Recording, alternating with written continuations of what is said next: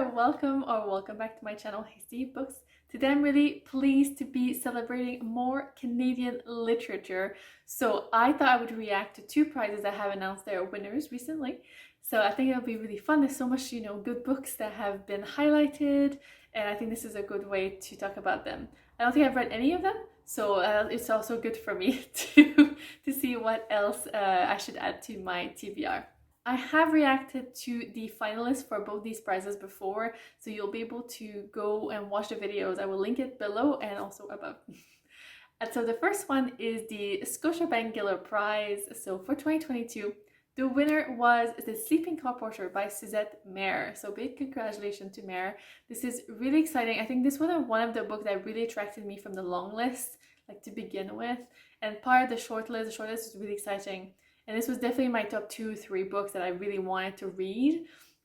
I've not read any of the books, obviously, so this isn't an educated guess, but I'm very pleased to see it's won. It is a story of Baxter. He is a queer black sleeping porter on a train going across Canada, and he's basically saving to put himself through dentistry school, and I think something happens, there's like a mudslide, something happens on the train journey.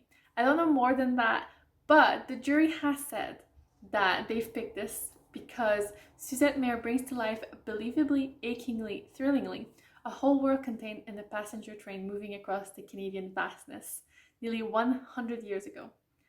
As only occurs in the finest historical novels, every page in The Sleeping Car Porter feels alive and immediate, and eerily contemporary.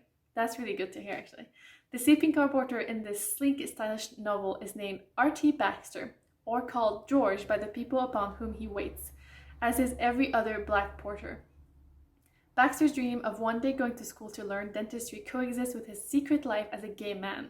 And in Mayr's Triumph novel, we follow him not only from Montreal to Calgary, but into and out of the lives of an indelibly etched cast of supporting characters, and finally into a beautifully rendered radiance. That is beautifully said, my goodness. That makes me want to read this even more. I will definitely be looking it up. I think I'm very interested in reading it. So that's very exciting.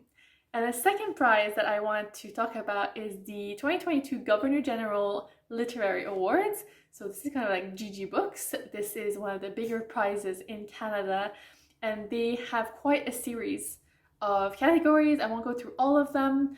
When I looked at the finalists, I mostly went through fiction and nonfiction. So the winner for the fiction category was Pure Color by Sheila Heti.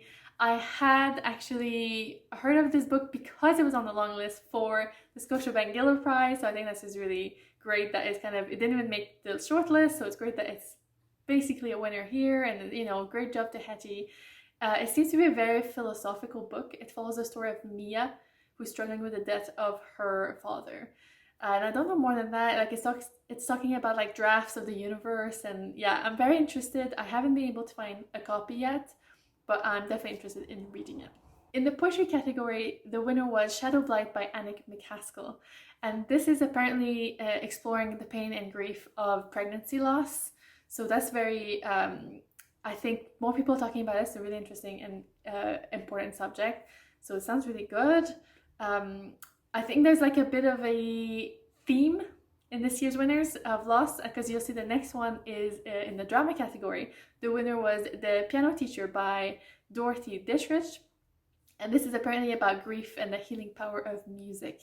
So yeah, definitely a theme running through.